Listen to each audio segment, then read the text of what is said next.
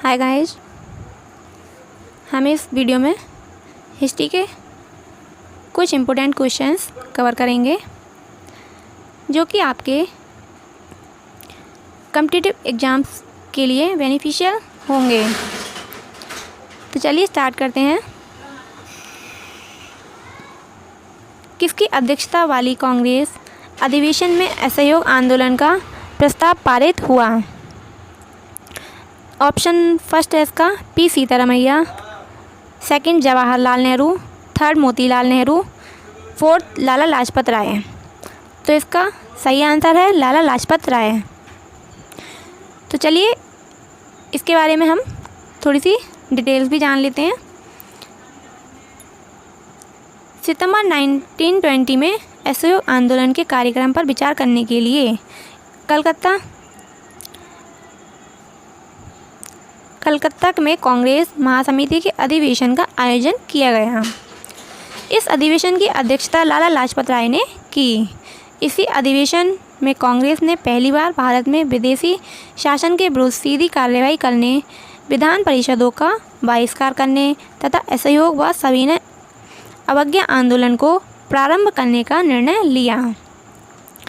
कलकत्ता अधिवेशन में गांधी जी ने प्रस्ताव पेश करते हुए कहा कि अंग्रेजी सरकार शैतान है जिसके साथ सहयोग संभव नहीं है। अंग्रेज सरकार को अपनी भूलों पर कोई दुख नहीं है, अतः हम कैसे स्वीकार कर सकते हैं कि नवीन व्यवस्थापिकाएँ हमारे स्वराज का मार्ग प्रशस्त करेंगी। स्वराज की प्राप्ति के लिए हमारे द्वारा प्रगतिशील अहिंसात्मक असहयोग की नीति अपनाई जानी चाहिए। असहयोग आंदोलन का संचालन स्वराज की मांग को लेकर किया गया है। इसका उद्देश्य सरकार के साथ सहयोग न करके कार्रवाई में बाधा उपस्थित करना था। असहयोग आंदोलन गांधी जी ने 1 अगस्त 1920 को आरंभ किया। नेक्स्ट क्वेश्चन इज सम्राट अशोक की निम्नलिखित रानियों में किसका नाम उसके अभिलेख में उल्लिखित है? तो ऑप्शन फर्स्ट है कारुबाकी, सेकंड है तिष्यरक्षिता, थर्ड है महादेवी, फोर्थ है कुमार देवी। तो चलिए इसकी डिटेल्स इसका आंसर है कारुबाकी। चलिए इसकी डिटेल्स जान लेते हैं। लेखों में अशोक के नज़दीकी रिश्तेदारों के नाम भी दिए गए हैं। इस प्रकार दूसरी रानी कारुबाकी और उसके पुत्र तीवर का उल्लेख है। एक बाद के लेख में अशोक के पोते दशरथ का नाम आया है। अशोक के लेखों में और जनश्रुतियों में भी अशोक की कई पत्नियां होने का उल्लेख है। नेक्स्ट क्वेश्चन इज बाबर द्वारा किस भाषा में तुजुक-ए-बावरी लिखी गई थी? तो ऑप्शन फर्स्ट है उर्दू, सेकंड है पर्शियन, थर्ड है तुर्की, फोर्थ है फ्रेंच। तो इसका राइट आंसर है तुर्की। अब तो चलिए इसकी डिटेल भी जान लेते हैं। तुजुक-ए-बावरी अथवा बाबरनामा भारत में मुग़ल साम्राज्य के संस्थापक बाबर की आत्मलिखित जीवनी है। बाबर ने इस कृति की रचना तुर्की भाषा में की थी। बाद के समय में बाबर के पोते अकबर ने 1583 ईस्वी में अब्दुल रहीम खान खाना द्वारा तुजुक-ए-बावरी का फ़ारसी में अनुवाद करवाया। यह पुस्तक भारत की 1504 से 1529 ईस्वी तक की राजनीतिक एवं प्राकृतिक स्थिति पर वर्णनात्मक प्रकाश डालती है। ऐतिहासिक दृष्टि से तुजुक-ए-बावरी बड़ा ही महत्वपूर्ण ग्रंथ माना जाता है। इसका अनुवाद कई भाषाओं में भी हो चुका है। इसकी यह विशेषता है कि बाबर ने इसे अपने चरित्र का इतना रोचक चित्रण प्रस्तुत किया है कि इसे पढ़ने वाला आश्चर्य में पड़ जाता है। बाबर ने इसमें अपने जीवन की अनेक घटनाओं को विस्तार से लिखा है। तुजुक-ए-बावरी में बाबर ने अपना उज़्बेकिस्तान की फरगना वादी में गुजारा हुआ बचपन और यौवन, बाद में अफ़गानिस्तान और तुजुक-ए-बावरी में बाबर ने अपना उज़्बेकिस्तान की फरगना वादी में गुजारा हुआ बचपन और यौवन बाद में अफगानिस्तान और भारतीय उपमहाद्वीप पर आक्रमण और कब्जा एवं अन्य घटनाओं का विवरण दिया है। उसने हर क्षेत्र की भूमि, राजनीति, अर्थव्यवस्था, प्राकृतिक वातावरण, शहरों, इमारतों, फलों, जानवरों इत्यादि का भी उल्लेख किया है। नेक्स्ट क्वेश्चन इज वीर निर्माण किससे संबंधित है? ऑप्शन फर्स्ट जैन धर्म, सेकंड बौद्ध धर्म, थर्ड शैव संप्रदाय, फोर्थ आजीविका। तो इसका राइट आंसर है जैन धर्म। तो चलिए इसके डिटेल जान लेते हैं। वीर निर्माण युग का संबंध जैन धर्म से है। वीर निर्माण युग का प्रारंभ 15 अक्टूबर 1527 ईस्वी पूर्व को जैन धर्म 24वें तीर्थंकर महावीर स्वामी की मृत्यु पर हुआ था। Next question is Jallianwala Bagh नरसंहार के विरोध स्वरूप निम्नलिखित में किसने नाइटहुड का परित्याग कर दिया? तो option first Jawaharlal Nehru, second Arvind Ghosh, third Rabindranath Tagore, fourth Bipin Chandra Pal. तो इसका सही आंसर है रविन्द्रनाथ टैगोर। तो चलिए इसकी डिटेल जान लेते हैं। जलियांवाला बाग अमृतसर पंजाब राज्य में स्थित है। इस स्थान पर 13 अप्रैल 1919 ईस्वी को अंग्रेज़ों की सेनाओं ने भारतीय प्रदर्शनकारियों पर अंधाधुंध गोलियां चलाकर बड़ी संख्या में उनकी हत्या कर दी। इस हत्यारी सेना की टुकड़ी का नेतृत्व ब्रिटिश शासन के अत्याचारी जनरल डायर ने किया। जलियांवाला बाग हत्याकांड आज भी ब्रिटिश शासन के जनरल डायर की कहानी कहता नज़र आता है। जब उसने सैकड़ों निर्दोष देशभक्तों को अंधाधुंध गोलीबारी कर मार डाला था, वह तारीख आज भी विश्व के बड़े नरसंहारों में से एक के रूप में दर्ज है। गुरुदेव रविन्द्रनाथ टैगोर ने इस हत्याकांड का मुखर विरोध किया और विरोध स्वरूप अपना नाइटहुड की उपाधि को वापस कर दिया था। Next question is Indian Society of Oriental Art की स्थापना किसके द्वारा की गई?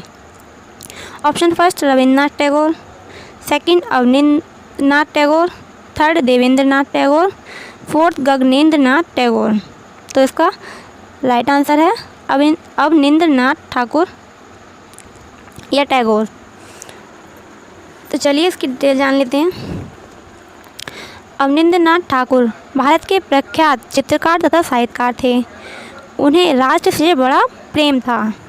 सांस्कृतिक गुलामी से मुक्ति के लिए उन्होंने अपने अग्रज गगनेंद्र ठाकुर के सहयोग से 1907 में कोलकाता में Indian Society of oriental arts नामक संस्था की स्थापना की थी। कला और चित्रकला की भारतीय पद्धति को अवनींद्रनाथ ठाकुर ने पुनः प्रतिष्ठित करके संसार में उसे उचित सम्मान दिलाया। अवनींद्रनाथ ठाकुर की चित्रकला के प्रमुख उदाहरण हैं जैसे फर्स्ट प्रवासी यक्ष, सेकंड शाहजहाँ की मृत्यु, थर्ड बुद्ध और सुजाता, फोर्थ कच्छ और देवयानी, फिफ्थ उमर खयाम। 1905 से 1916 ईस्वी तक अवनींद्रनाथ ठाकुर कलकत्ता में गवर्नमेंट स्कूल ऑफ आर्ट के उप प्राचार्य और कुछ समय के लिए प्राचार्य भी रहे। Next question is cabinet mission किस वर्ष भारत आया? ऑप्शन फर्स्ट मार्च 1946, सेकंड मार्च 1947, थर्ड मार्च 1945, फोर्थ 1948। तो चलिए इसकी डिटेल्स जान लेते हैं। इसका राइट आंसर है मार्च 1946।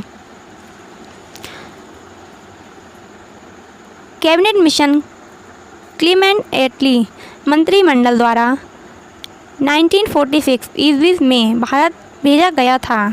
इसका उद्देश्य भारतीय नेताओं से मिलकर उन्हें इस बात का विश्वास दिलाना था कि सरकार संवैधानिक मामले पर शीघ्र ही समझौता करने को उत्सुक है, लेकिन ब्रिटिश सरकार और भारतीय राजनीतिक नेताओं के बीच निर्णायक चरण 24 मार्च 1946 ईस्वी में आया, जब मंत्रिमंडल के 3 सदस्य lord Pethick Lawrence, sir Stafford Cripps और A.B. अलेक्जेंडर भारत आए। 16 मई 1946 ईस्वी को इस मिशन ने अपनी रिपोर्ट प्रस्तुत की। रिपोर्ट में कैबिनेट मिशन ने निम्नलिखित सिफारिशें की थी, जो कि फर्स्ट, एक भारतीय संघ स्थापित होगा जिसमें देशी राज्य व ब्रिटिश भारत के प्रांत सम्मिलित होंगे। यह संघ वैदेशिक, रक्षा तथा यातायात विभागों की व्यवस्था करेगा। सेकंड, संघ में देशी राज्यों व ब्रिटिश भारत के प्रतिनिधियों की एक कार्यपालिका होगी। किसी सांप्रदायिक समस्या पर निर्णय करने के पूर्व यह आवश्यक होगा कि विधानमंडल में दोनों मुख्य संप्रदायों के प्रतिनिधि अलग अलग मत से उसका समर्थन करें। थर्ड है, संघ सूची के अतिरिक्त अन्य सभी विषयों एवं अपशिष्ट विषयों पर प्रांतों का अधिकार होगा। फोर्थ, भारतीय प्रांतों को 3 वर्गों में विभाजित करने की योजना के अंतर्गत वर्ग आ में मद्रास, बम्बई, उत्तर प्रदेश, बिहार, संयुक्त प्रांत, वर्ग बा में पंजाब, उत्तर पश्चिमी सीमा प्रदेश और सिंध एवं वर्ग सा में बंगाल एवं असम शामिल होंगे। तीनों वर्गों के प्रांतों को अपने अपने प्रतिनिधि चुनने एवं अपने प्रांत के लिए संविधान बनाने का अधिकार होगा। नंबर 5, संविधान निर्माण के लिए एक संविधान सभा के गठन की बात की गई। संविधान सभा का चुनाव प्रांतीय विधानसभाओं के सदस्य से किया जाना था। इन सदस्यों को 3 वर्गों सामान्य, मुस्लिम और सिख में बांटने की योजना थी। यह चुनाव आनुपातिक प्रतिनिधित्व प्रणाली के आधार पर की जानी थी। नंबर 6, शिष्टमंडल ने पाकिस्तान संबंधी मांग को स्वीकार नहीं किया। नेक्स्ट क्वेश्चन इज, भारत में निम्नलिखित में किस नवपाषाणिक स्थल को सर्वप्रथम सूचित किया गया? ऑप्शन फर्स्ट, कोल्डी हवा, चिरान, थर्ड, कराल, फोर्थ, लिंग सुपुर, जिसका राइट आंसर है लिंग सुपुर। चलिए इसकी डिटेल जान लेते हैं। इस काल की सभ्यता भारत के विशाल क्षेत्र में फैली हुई थी। सर्वप्रथम 1860 ईस्वी में ली मैसूरियर ने इस काल का प्रथम प्रस्तर उपकरण उत्तर प्रदेश की टॉन्स नदी की घाटी से प्राप्त किया। इसके बाद 1872 ईस्वी में विलियम फ्रेजर ने कर्नाटक के बेलारी क्षेत्र को दक्षिण भारत के उत्तर पाषाण कालीन सभ्यता का मुख्य स्थल घोषित किया। इसके अतिरिक्त इस सभ्यता के मुख्य केंद्र बिंदु थे कश्मीर, सिंध प्रदेश, बिहार, झारखंड, बंगाल, उत्तर प्रदेश, आंध्र प्रदेश, छत्तीसगढ़, असम आदि। भारत में कर्नाटक प्रांत के लिंग सुपुर नामक पूरा स्थल ने सन 1842 में सर्वप्रथम नवपाषाणिक उपकरण तत्कालीन मैसूर रियासत के पुरातत्व अधिकारी M.H. कृष्ण द्वारा प्रतिवेदित किए गए। सन 1860 में H. पीले मसूरिये को उत्तर प्रदेश के प्रयागराज जिले में स्थित टॉन्स घाटी से नवपाषाण काल के कतिपय उपकरण प्राप्त हुए थे। तदनंतर इस प्रकार के पाषाण उपकरणों का प्रतिवेदन बुंदेलखंड, दक्षिण तथा पूर्वी भारत के अनेक क्षेत्रों से समय समय पर होता रहा। नेक्स्ट क्वेश्चन इज, कादरी सिलसिला के सूफी संत लाहौर के मियाँ किसके राज्यकाल से संबंधित थे? Option first, Humayun, second, Babur, third, Jahangir, fourth, Jahandar Shah. तो इसका राइट ऑप्शन है जहांगीर। आइए इसकी डिटेल्स जान लेते हैं। कादरी या कदीरिया सिलसिला की स्थापना सैयद अब्दुल कादिर अल गिलानी ने की थी। इनको पीर तथा पीर ए दस्तगीर आदि की उपाधियां प्राप्त थीं। भारत में इस संघ या सिलसिले के प्रवर्तक मोहम्मद गौस थे। कादरी सिलसिले के अनुयायी गाना बजाना पसंद नहीं करते थे और इसके घोर विरोधी थे। इस सिलसिले के अनुयायी हरे रंग की पगड़ियाँ सिर पर धारण करते थे। मुग़ल बादशाह शाहजहाँ का पुत्र दारा शिकोह इस सिलसिले का अनुयायी था। दारा शिकोह मुल्ला शाह बदख्शी का शिष्य था। भारत में प्रारंभ में यह सिलसिला सिंध क्षेत्र में सीमित था, परंतु बाद में आगरा एवं अन्य स्थानों पर भी फैल गया। कादरी शाखा के प्रमुख संतों में शेख मीर मोहम्मद भी हैं, जो कि सामान्यतः मियाँ मीर के नाम से भी प्रसिद्ध हैं। ये जहांगीर और शाहजहाँ के समकालीन थे। दारा शिकोह अपने पिता शाहजहाँ के साथ शेख के पास लाहौर गया और अत्यधिक प्रभावित हुआ, किंतु उसी वर्ष 1635 ईस्वी में शेख का परलोकवास हो गया। नेक्स्ट क्वेश्चन इज, निम्नलिखित में से कौन सा वेद अंशतः गद्य में लिखा गया है? Option first Rigveda, option second Yajurveda, third Samaveda, fourth Atharvaveda. तो सही आंसर है इसका यजुर्वेद। चलिए इसकी डिटेल जान लेते हैं। युजुः शब्द का अर्थ है यज्ञ। यजुर्वेद मूलतः कर्मकांड ग्रंथ है। इसकी रचना कुरुक्षेत्र में मानी जाती है। यजुर्वेद में आर्यों की धार्मिक एवं सामाजिक जीवन की झांकी मिलती है। यजुर्वेद की अन्य विशेषताएं हैं। फर्स्ट, यजुर्वेद गद्यात्मक है। सेकंड, यज्ञ में कहे जाने वाले गद्यात्मक मंत्रों को यजुष कहा जाता है। थर्ड, यजुर्वेद के पद्यात्मक मंत्र ऋग्वेद या अथर्ववेद से लिए गए हैं। फोर्थ, इसमें स्वतंत्र पद्यात्मक मंत्र बहुत कम हैं। फिफ्थ, यजुर्वेद में यज्ञों और हवनों के नियम और विधान हैं। सिक्स, यह ग्रंथ कर्मकांड प्रधान है। सेवंथ, यदि ऋग्वेद की रचना सप्त सिंधु क्षेत्र में हुई थी तो यजुर्वेद की रचना कुरुक्षेत्र के प्रदेश में हुई थी। 8, इस ग्रंथ के आर्यों के सामाजिक और धार्मिक जीवन पर प्रकाश पड़ता है। 9, वर्ण व्यवस्था तथा वर्णाश्रम की झांकी भी इसमें है। 10, यजुर्वेद यज्ञों और कर्मकांड का प्रधान है। नेक्स्ट क्वेश्चन इज, कांग्रेस के किस अधिवेशन में जवाहरलाल नेहरू द्वारा पूर्ण स्वराज को अपना लक्ष्य बनाया गया? ऑप्शन फर्स्ट लाहौर अधिवेशन, सेकंड नागपुर अधिवेशन, थर्ड गया अधिवेशन। तो इसका राइट आंसर है लाहौर अधिवेशन। चलिए इसकी डिटेल जान लेते हैं। अखिल भारतीय कांग्रेस का 44वां अधिवेशन दिसंबर 1929 में रावी नदी के तट पर लाहौर में हुआ। इसकी अध्यक्षता पंडित जवाहरलाल नेहरू ने की थी। इसी अधिवेशन में जवाहरलाल नेहरू ने पूर्ण स्वराज को अपना लक्ष्य घोषित किया। इसी अधिवेशन में 26 जनवरी को स्वतंत्रता दिवस प्रत्येक वर्ष के रूप में मनाने का निर्णय लिया गया था।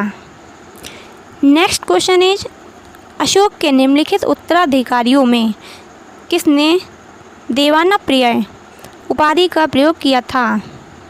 ऑप्शन फर्स्ट दशरथ, सेकंड संप्रति, थर्ड कुनल, फोर्थ सुइस। तो चलिए इसकी डिटेल जान लेते हैं। दशरथ के विषय में पुरातत्वीय प्रमाण भी प्राप्त हुए हैं। दशरथ ने बिहार प्रांत के गया जिले में स्थित नागार्जुनी पहाड़ी पर आजीवक संप्रदाय के साधुओं के निवास के लिए एक गुफा निर्मित करवाई थी। इस गुफा की दीवारों पर खुदे हुए लेखों से पता चलता है कि वह अशोक की तरह देवान्य प्रिय उपाधि धारण करता था, परंतु बौद्ध जैन धर्म ग्रंथों में दशरथ का नाम कहीं भी नहीं मिलता। पुराणों के अनुसार दशरथ ने कुल 8 वर्ष तक शासन किया। दशरथ की मृत्यु के बाद उसका पुत्र संप्रति शासक हुआ। जैन ग्रंथों में उसे जैन धर्म का संरक्षक कहा गया है, जिसने हजारों जैन तीर्थंकरों के मंदिरों का निर्माण करवाया था। वह पाटलिपुत्र का राजा था तथा धर्म के संरक्षक कहा गया। दशरथ ने हजारों जैन तीर्थंकरों के मंदिरों का निर्माण करवाया था। उसके साम्राज्य में अवंती तथा पश्चिमी भारत भी सम्मिलित था, परंतु पुराणों के विपरीत जैन ग्रंथ संप्रति को कुणाल का पुत्र मानते हैं। नेक्स्ट क्वेश्चन इज, पाटलिपुत्र का निम्नलिखित में कौन संस्थापक था? Option first Bimbisara, second Ajatashatru, third Udayabhadra, fourth Shishunaga.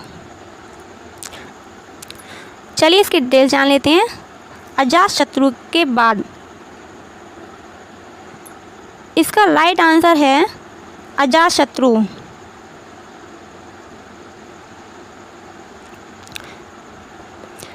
Ajatashatru के बाद उसका पुत्र उदयभद्र मगध का राजा बना। उसने पाटलिपुत्र का संस्थापक कहा जाता है।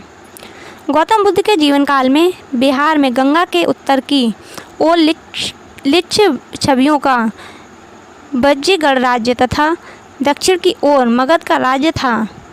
बुद्ध जब अंतिम बार मगध गए थे तो गंगा और हिरण्यवाह बार मगध गए। नदियों के संगम के पास पाटली नामक ग्राम बसा हुआ था जो पाटल या डाक के वृक्षों से आच्छादित था। मगध राज अजातशत्रु ने लिच्छवी गणराज्य का अंत करने के पश्चात एक मिट्टी का दुर्ग पाटली ग्राम के पास बनवाया जिससे मगध की लिच्छवियों के आक्रमणों से रक्षा हो सके। बुद्ध चरित्र से ज्ञात होता है कि यह किला मगध राज के मंत्री वर्षकार ने बनवाया था। अजातशत्रु के पुत्र उदयन या उदयभद्र ने इसी स्थान पर पाटलिपुत्र नगर की नींव डाली। पाली ग्रंथों के अनुसार भी नगर का निर्माण सुनिधि और वस्कार नामक मंत्रियों ने करवाया था। नेक्स्ट क्वेश्चन इज हुड़ों का आक्रमण वर्णित है। ऑप्शन फर्स्ट भीतरी अभिलेख में, सेकंड जूनागढ़ अभिलेख में, थर्ड प्रयाग प्रशस्ति में।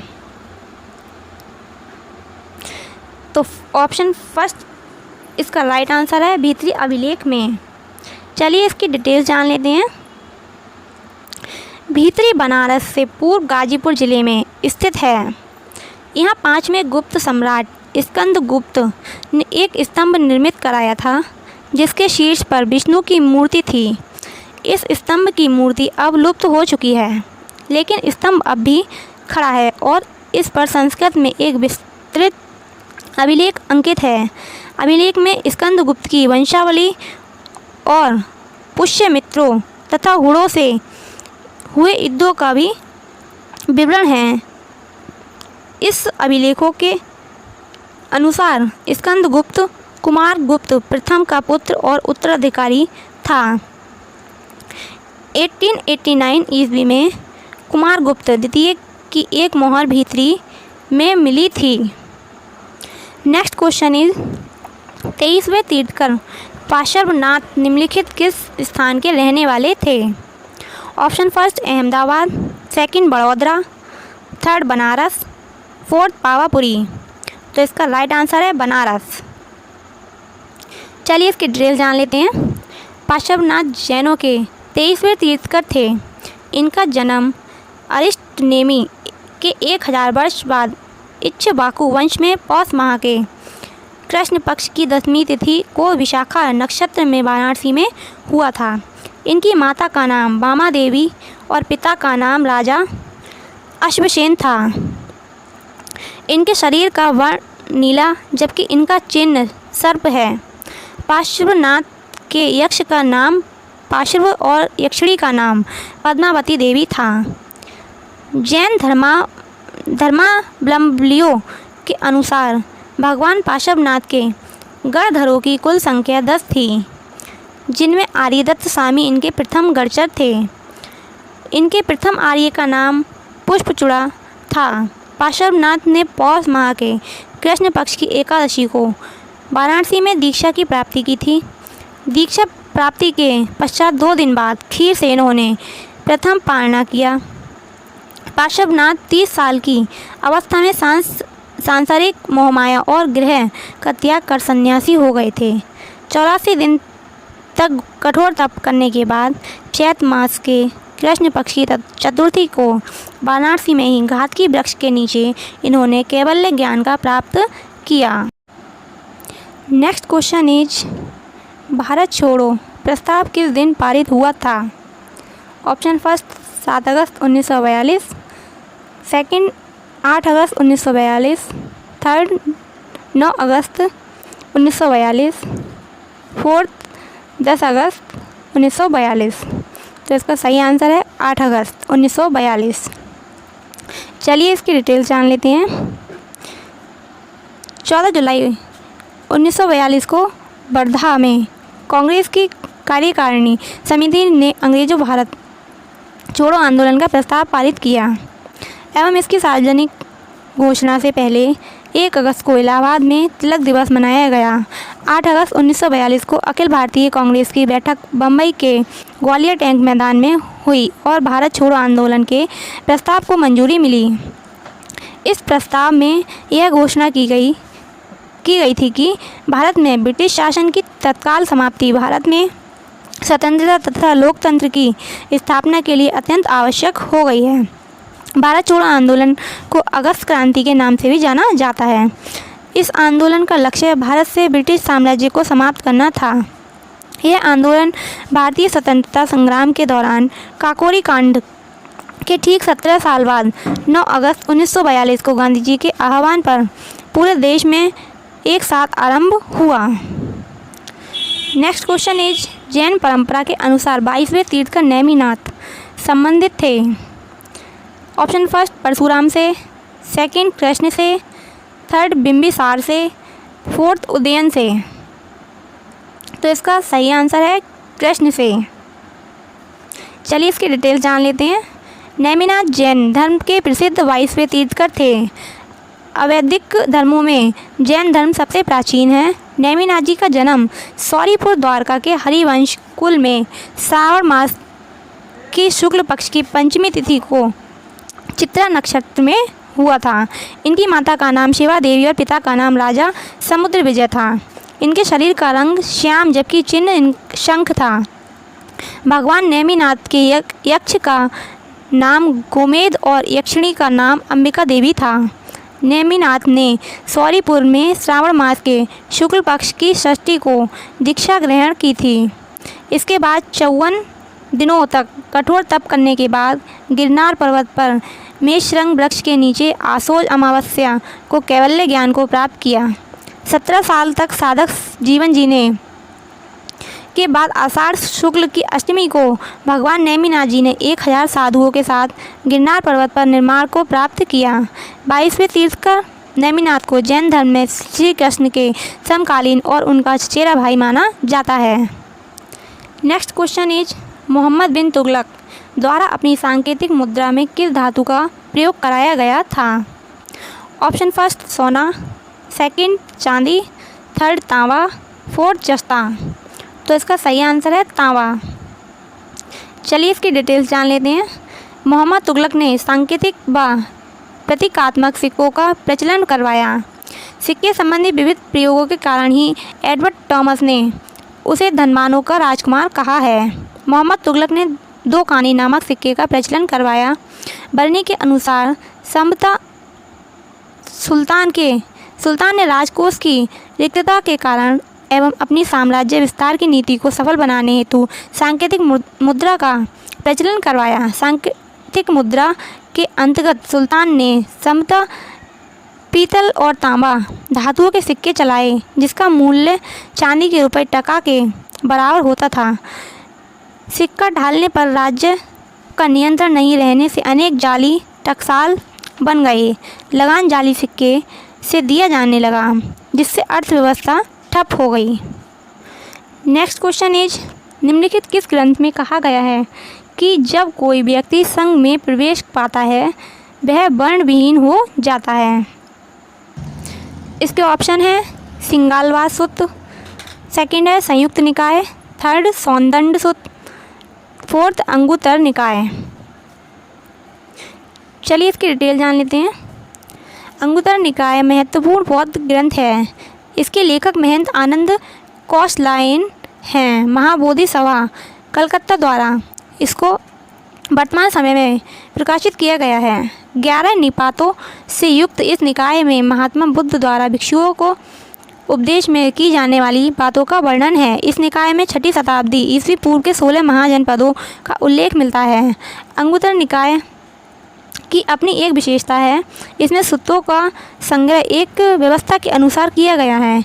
इसमें ऐसे सूत्र हैं जिनमें बुद्ध भगवान के एक संख्यात्मक पदार्थों विषयक उपदेश संग्रह है। तत्पश्चात 2 पदार्थों विषयक सूत्रों का ही और फिर 3, 4 आदि। इसी क्रम के इस निकाय के भीतर एक निपात, दूक निपात एवं तिक, चतुवक, पंचक, छक, सत्तक, अट्ठक, नवक, दशक और एकादशक इन नामों के 11 निपातों का संकलन है। ये निपात पुनः वर्गों में विभाजित हैं, जिनकी संख्या निपात क्रम से 21, 16, 16, 26, 12, 9, 9, 9, 22 और 3 है। इस प्रकार 11 निपातों में कुल वर्गों की संख्या 169 है। प्रत्येक वर्ग के भीतर अनेक सूत्र हैं, जिनकी संख्या एक वर्ग में कम से कम 7 और अधिक से अधिक 262 है। इस प्रकार अंगुत्तर निकाय से सूत्रों की संख्या 2308 है। नेक्स्ट क्वेश्चन इज, निम्नलिखित करों में से कौन सा कर दिल्ली के सुल्तानों ने लगाया था? ऑप्शन फर्स्ट खम्स, सेकंड है आपका खराज, थर्ड जकात, डी यानी फोर्थ उपयुक्त सभी। तो डी आपका ऑप्शन सही है, उपयुक्त सभी। इसकी डिटेल है, दिल्ली सल्तनत काल में कर व्यवस्था शरीयत के आधार पर निर्धारित थी। शरीयत के अनुसार 4 प्रकार के करों का उल्लेख मिलता है, जिनका विवरण निम्नलिखित है। फर्स्ट खराज, यह भूराजस्व कर था जो हिंदू किसानों से वसूला जाता था। इसका दर 1/4 से 1/3 तक थी। अलाउद्दीन खिलजी और मोहम्मद बिन तुगलक ने खराज को बढ़ाकर 1 सेकंड तक कर दिया। उस्र, यह भी खराज की तरह ही भूराजस्व कर है जो मुस्लिम किसानों से लिया जाता था। इसकी दर खराज की तुलना में कम होती थी। सेकंड खाम्स, युद्ध से प्राप्त लूट तथा भूमि में खड़ा खजाना तथा खानों से प्राप्त आय का बंटवारा सुल्तान के लिए 1/5 तथा संबंधित व्यक्ति के लिए 4/5 था। अलाउद्दीन खिलजी और मोहम्मद बिन तुगलक ने इस खुम्स के अनुपात को उल्टा कर दिया था।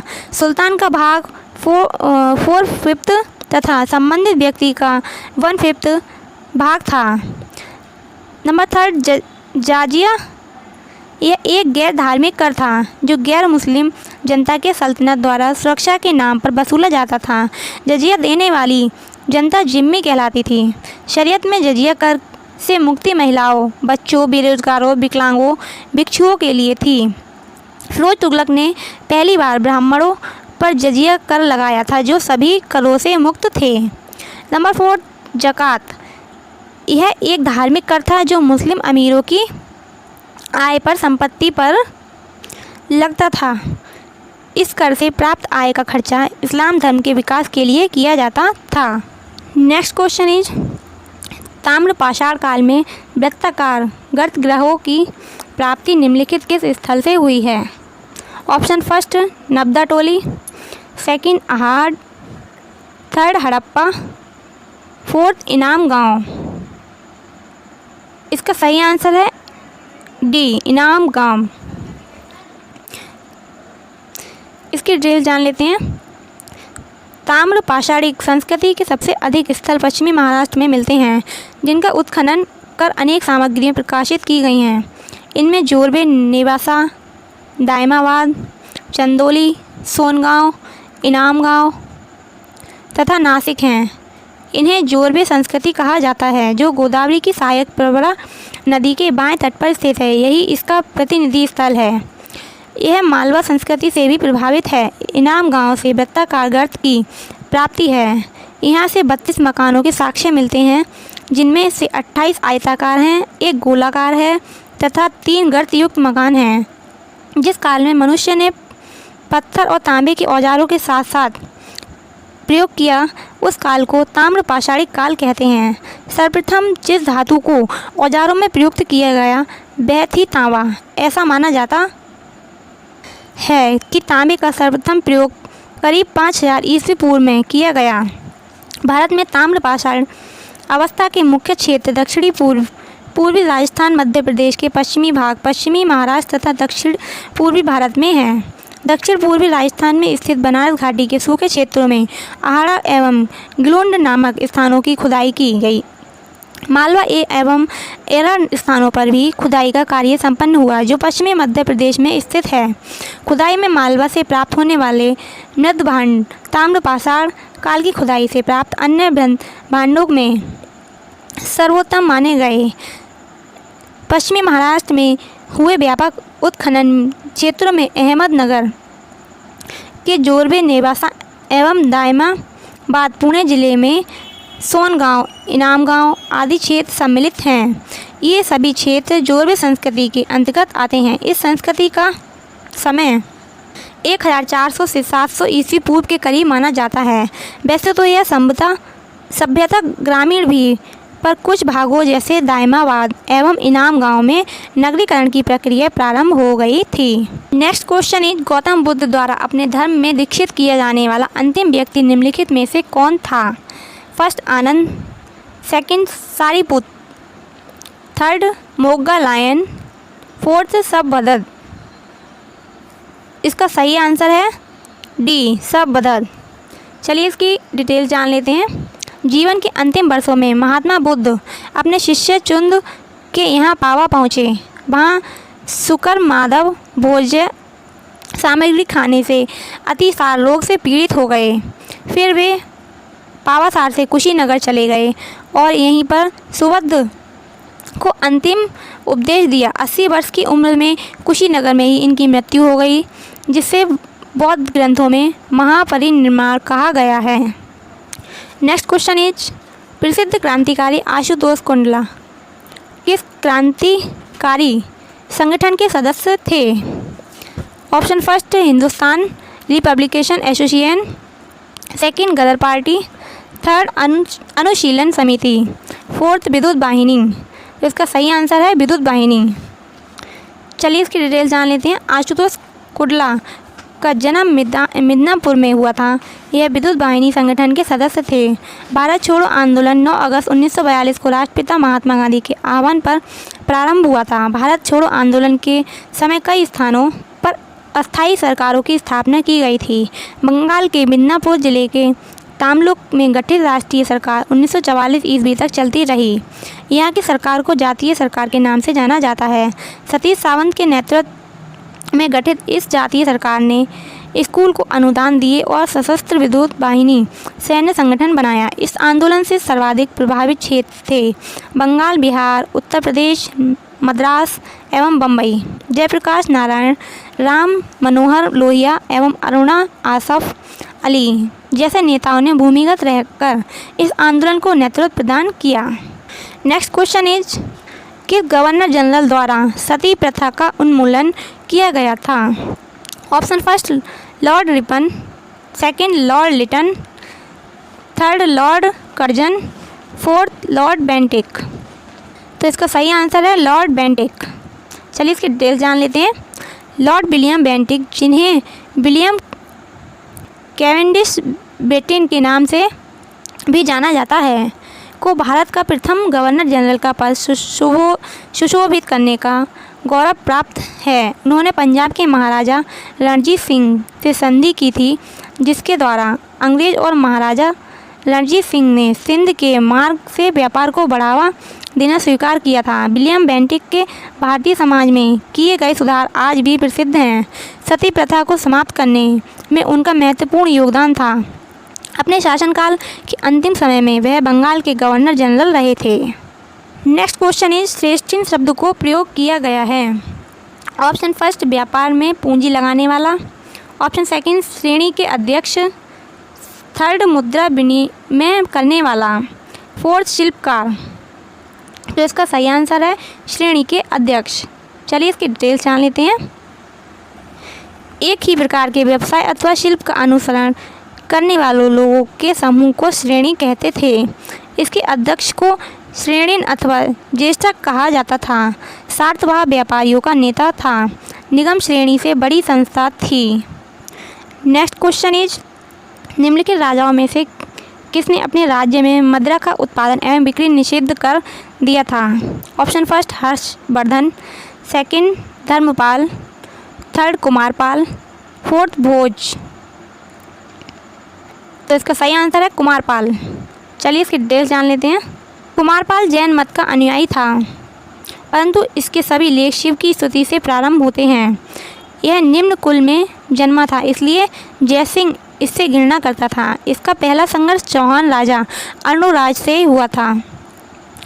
इसने विक्रम सिंह परमार और मालवा के बल्लार के आक्रमणों को सफलतापूर्वक विफल कर दिया।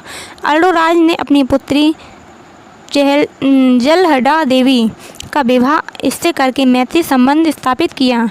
हेमचंद्र इसके दरबार में रहता था, उसी ने इसे जैन धर्म में दीक्षित किया। इसने राज्य में पशु वध को निषेध कर दिया। नवरात्रि पर बकरे की बलि पर रोक लगा दी। कसाईयों को अपना व्यवसाय बंद करने के बदले 3 वर्ष की आय क्षतिपूर्ति स्वरूप दी। इसने हेमचंद्र के साथ सोमनाथ मंदिर में जाकर उपासना की थी। अंत में इसके भतीजे अजय पाल ने विष देकर इसकी हत्या कर दी थी। Next question is, Tinkathia British Bharat में क्या थी? ऑप्शन फर्स्ट, जहाँ किसान 3/20 हिस्सा पर नील की खेती करने को बाध्य था। सेकंड, 3 प्रकार की मिट्टी। थर्ड, 3 प्रकार की फसलें। फोर्थ, 3 प्रकार की ऋतुएं। तो इसका सही आंसर है ए, जहाँ किसान 3/20 हिस्सा पर नील की खेती करने को बाध्य था। चलिए इसके डिटेल्स जान लेते हैं। तिनकठिया खेती अंग्रेज मालिकों द्वारा बिहार के चंपारण जिले के रेतों पर नील की खेती के लिए जबरन लागू 3 तरीकों में एक था। खेती के अन्य 2 तरीके कुर्तौली और कुश्ती कहलाते थे। तिनकठिया खेती में प्रति बीघा 3 कट्ठा जोत पर नील की खेती करना अनिवार्य बनाया गया था। 1860 के आसपास नील फैक्ट्री मालिक द्वारा नील की खेती के लिए 5 कट्ठा खेत तय किया गया था, जो 1867 तक 3 कट्ठा या 3 कठिया तरीके में बदल गया। इस प्रकार फसल के पूर्व में दी गई रकम के बदले फैक्ट्री मालिक रैयतों की ज़मीन के अनुपात में खेती कराने को बाध्य करते थे। अप्रैल 1917 में राजकुमार शुक्ल के आमंत्रण पर महात्मा गांधी के आगमन और अंग्रेज अधिकारियों के साथ लगातार बातचीत और चंपारण विद्रोह के कारण यह तरीका खत्म हुआ। भारतीय स्वतंत्रता इतिहास में गांधी जी के सत्याग्रह का यह पहला प्रयोग था।